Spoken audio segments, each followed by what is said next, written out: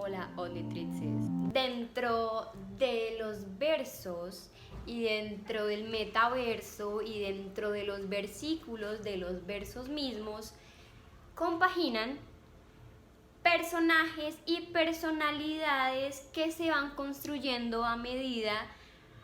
que se transcurren y que se representan y perfeccionan algunas imágenes holográficas de esas mismas representaciones de la personalidad. Y ahí es donde entran Salvador Dalí y Tamara de Lempicka. La realidad también está compuesta por monopolios, y estos monopolios dentro de los versos y dentro de los metaversos, sobre todo ahorita con todo este auge zuckerbergiano, entran de nuevo, y es como traer a colación de nuevo a todos esos personajes icónicos, performáticos, mecánicamente danzarines. Los códigos genéticos dentro del lenguaje a la hora de crear unas estructuras para representar algunas ideas dentro de ese surrealismo mágico de Salvador Dalí, dentro de esas expresiones artísticas que habitaban su mente, su creatividad, entran a jugar factores también químicos y físicos que explotan en el cerebro del artista y crean toda una onda hipersensorial que atraviesa verticalmente la misma creatividad del artista. Dentro del lenguaje y dentro de las mismas representaciones del lenguaje, al crearse la lengua misma y al hablar de lenguas y de miméticas y de matices de la lengua, encontramos ciertos factores que nos determinan cómo estos consumos del mismo lenguaje y de las lenguas entran a jugar unos versos con unos matices que nos ayudan a crear unas contrapartes al momento de converger en un espacio-tiempo. El sueño y la inmortalidad y los sueños y todo este estado de ensoñación en el cual se pueden acceder también mediante técnicas de hipnosis para que la mente entre a unos callejones en donde puede escudriñar formas, texturas, colores, sabores y nuevas percepciones de la realidad desde esa misma fuerza del movimiento que crea el lenguaje. Y ahí es donde Salvador Dalí se convierte en este personaje de los 1000 rostros y de las 1000 emocionalidades, y de también esconderse de esa misma fuerza del repetirse y del repetirse dentro de las alteraciones de la dialéctica. Para Salvador Dalí y Tamara de Lempicka, una de las palabras que acobijaban sus mismos personajes era el exceso. El exceso al ensueño, el exceso a la ensoñación, el exceso a este mundo blancuzco, este mundo lleno también de polvo, y de polvo entre estructuras políticas rasgadas por ciertos comportamientos burgueses y por toda esta cobija enorme que creaba también un exceso del suceso mismo. Y al crear un exceso del suceso mismo, estas políticas metafóricas de la misma metafísica crean un lenguaje algorítmico rítmico. Salvador Dalí, una de las características de este personaje tan peculiar es el ritmo de su lenguaje algorítmico, y cómo mediante su lengua y mediante la composición de algunas de sus frases, de su lenguaje, de sus posturas, de cómo observaba al observador y cómo el observador omnipresente creaba toda una atmósfera para que su lenguaje algorítmico cambiara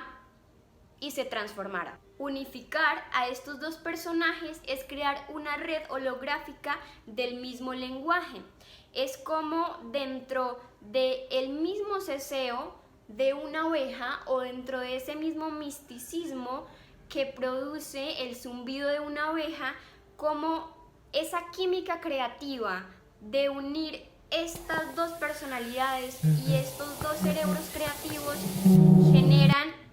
un imperialismo digital a la hora de recrear lo impactante y lo onírico del Art Deco y del surrealismo. El uso del lenguaje dentro del dataísmo y dentro de toda esta movidilla holográfica de los multiversos y de los metaversos, en la cual ahora estamos sumergiéndonos, nadando en ese azul. El dato mismo crea también una contraparte de ese dalinianismo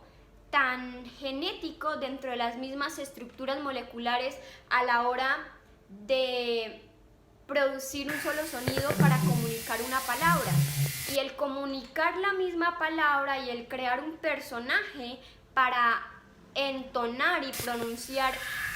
una letra o un número crea también una cosmogonía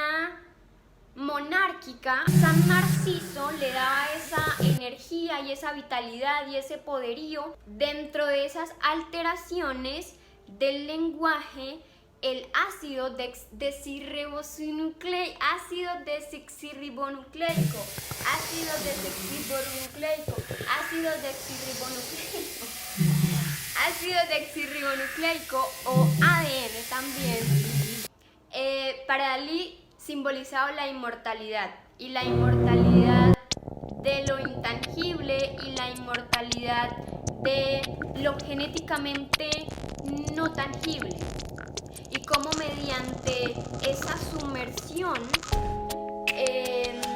del color y esa sumersión de la propiedad misma a la hora de retratar algo, a la hora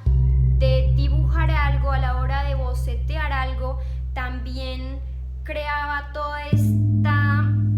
una matización de la cotidianidad, pero de esa cotidianidad exuberante y de esa cotidianidad esotérica, la cual habitaba Dalí y la cual también habitaba Gala, su ex esposa,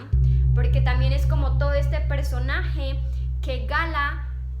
crea para Dalí, toda esta personalidad que Gala crea para Dalí y todo este mundillo en el que los dos se desenvuelven y crean los dos, en donde la misma propiedad del lenguaje y la propiedad del lenguaje algorítmico crean una inmortalidad dentro de las mismas cadenas del ADN en el cerebro, y cómo esos comportamientos en el cerebro y en la personalidad y sobre todo en los observadores que eran Dalí, Gala y Lempicka, y bueno, esos tres personajes son como toda una explosión química creativa, porque dentro de todas estas cuestiones estéticas eran unos camaleones coloridos dentro de las mismas vanguardias artísticas en las cuales fluctuaban muchas representaciones, pero sobre todo esas representaciones del ego y esos arquetipos que intentaban escoger. ¿Y qué personaje y qué arquetipo escojo para el 48, para el 49? O también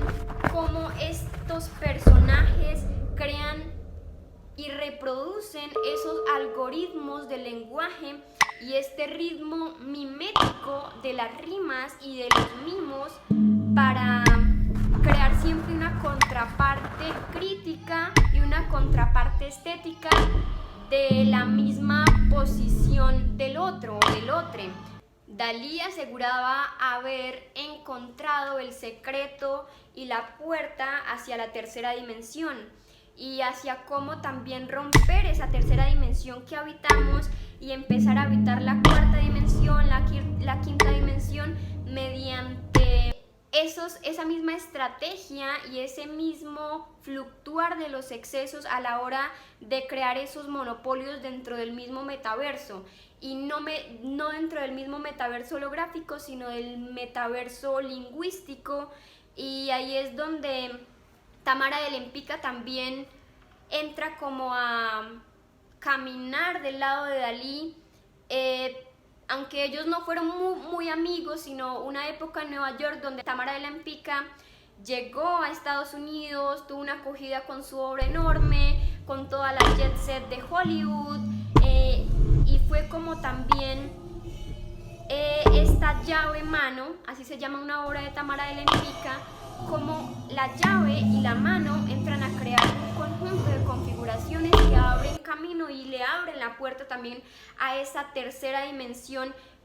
que empieza a crear realidades mediante esa inversión, sumersión y subversión de personajes eclépticos, de personajes que truenan con las mismas informaciones de sus contextos históricos y sociopolíticos. Dentro de esta misma danza de las personalidades, el ojo mecánico y el ojo cuántico y el ojo cuasi divino de Dios, como lo llamaba Dalí, entran a jugar este misticismo de la nada y del nadaísmo, y sobre todo de cómo el número y de cómo la cifra dentro de la misma persona, de la persona y del individuo y de las individualidades, de ese mismo ojo mecánico que observa los comportamientos y que observa el fluctuar de las ondas para crear también todas estas piezas oníricas, surrealistas. Estas definiciones ayudan a crear un bosquejo de esa misma persona que intentaba adormecerse dentro de los mismos excesos y dentro de esta misma vida cocainómana de Tamara de Lempicka, y cómo el misticismo burgués y el misticismo femenino entran a crear todo este trueque de informaciones y todo este baile de identidades a la hora de trazar una línea, a la hora de escoger un color, a la hora de crear también una obra, una pieza que sea comestible o que sea consumible. Y dentro de todo este concepto de hipnagogía y de hipnosis y de recrear tantas realidades que están ahí habitando todas esas otras dimensiones y esos espacios atemporales, ayudan a la cognición suelta y la cognición secreta del mismo lenguaje código genético y código numérico dentro de las estructuras del ADN.